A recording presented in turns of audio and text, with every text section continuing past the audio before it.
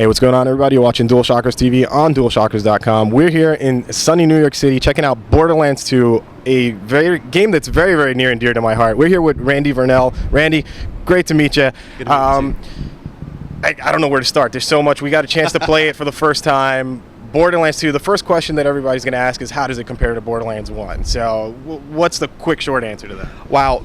Bigger, better, faster, more is the way I always talk about it.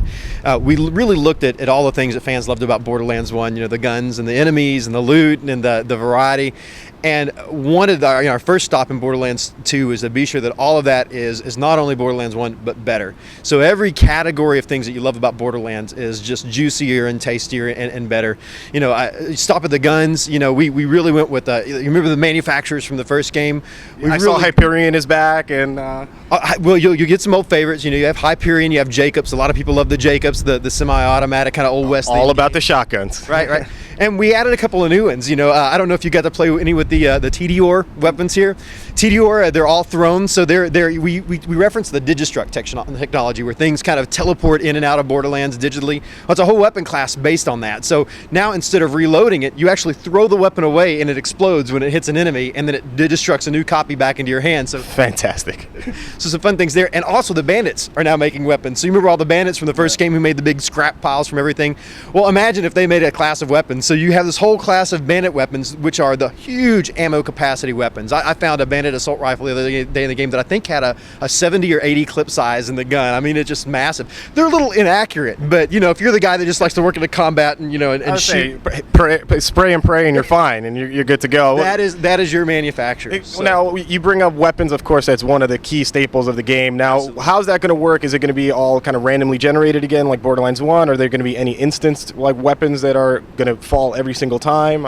There's a little bit of both. We really have just delved down again into the kind of the procedurally generated loot system, because that's part of it. We're still finding stuff we were playing this morning as developers, and we're still, oh look at this, come over here and look what I found, and that's the feeling that we want our players to have as well. There are definitely encounters in Borderlands 2 like in Borderlands 1, like I remember a Bone Crusher outside of Firestone, and he had a special drop. TK's Way was a popular drop in the first game. You're going to see that in Borderlands 2, so you're going to find your uniques and your legendaries and all that are coming from boss drops and named NPC drops and all that, but the vast majority of the loot in the game is just procedurally generated and even better and better and better. Gotcha. Now, we're talking about, of course, one of the things people want to do is grind levels. That's a big question everybody has. What's going to be the level cap? Where's it going to end? How does it compare to part 1? Well, just like the first game, the level cap starting is going to be level 50. You're gonna play through one game and not hit that. So there's a lot of, if you're the guy who likes to go, like you said, you're the completionist. You like to go get every achievement, every challenge, and everything, and really ferret out everything. There's some more world discovery. There's some more places to do. There's a lot more achievements and challenges in the game. So if you're that guy and really like to do that, not only are you going to get some things to do and pursue there, but we're going to give you a lot of ways to go and replay over in meaningful ways. Gotcha. Now, one thing I noticed when we were playing, and you can let me know if it's changed, it seems like the AI is a little nastier, a little angrier, if you will, than the first. We like to say it at Gearbox. We have a lead creature designer. We like to say that he hates the players, but it's actually not true. He loves rich experiences with the enemies, and so we have spent with our whole creature team a lot of time being sure that the enemy variety is really, really, really amazing in this game. Some of the things you saw in the demo that you played. So we got the loaders, the robots, who now there's like 8 or 10 or 12 different types of those. There's ones that reflect the bullets and ones that turn into a bulldozer and try to shove you off places and all that. You also notice they have these little companion bots called surveyors that fly around above you, and while you can blow arms and such off the loaders, if you don't pay attention to them, the surveyors can fly over and destruct them back to full health.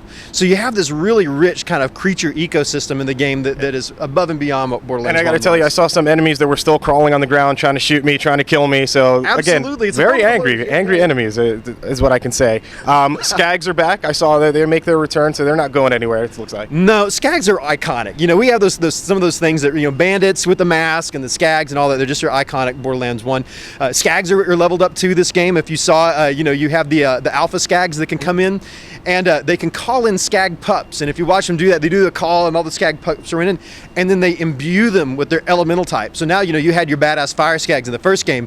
You might have to face a whole pack of them in this game, and it's brutal. It was, I gotta tell you, it was very, very difficult. We got a chance to play with a new Gunzerker, which by the way, kudos to the name. One of the things I also noticed, the level design was it seemed to me more open and more chance for you to kind of skip by certain enemies if you didn't want to go and fight that group of skags that were in the corner. Is that by design?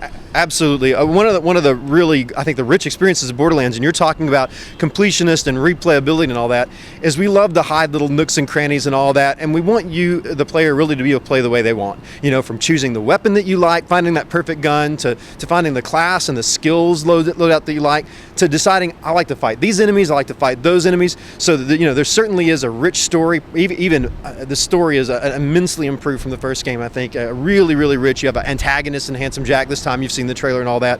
But still, dozens and dozens and dozens of side quests that you can do, each which are rich and interesting. Will let you meet some of the cool characters and wildlife of Pandora. Now, big question a lot of people were talking about, again, it's based on loot. It's based on grabbing as many guns as possible. Everybody wants a bank system. We need to know, is that coming back? Yes. One of the most popular features from our DLCs was in Mad Moxie's Arena. You had the bank that you could go in and drop stuff in.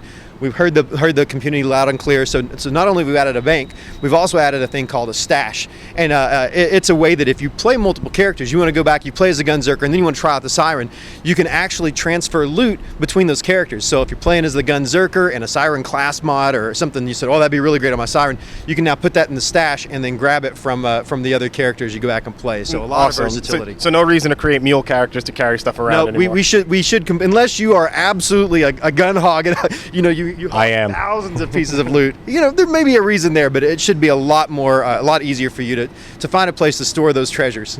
Awesome. Now, and you guys, I want to put in perspective, you guys are still in the alpha stage here, and you guys are showing off a great build so far. Yeah, we really intentionally planned this project this time in order to give us a lot of time at the end to put the magic into the game. You know, a lot of games, you have to have these, unfortunate schedules where you have to kind of rush through and get it out and all that. And Borderlands is so near and dear to our heart. We wanted to be sure that we had time to really put the love into the game. So, yeah, we have a game that is in a really mature state right now. You saw a really solid demo. We still have months before release. September 18th is the release date. And we still have some time to even improve on what you saw today. So we're really excited about that. Listen, I'm excited. Randy, thank you very much. Guys, I'm actually going to end this interview. I'm going to run downstairs, go play some more. So screw you guys. We're out.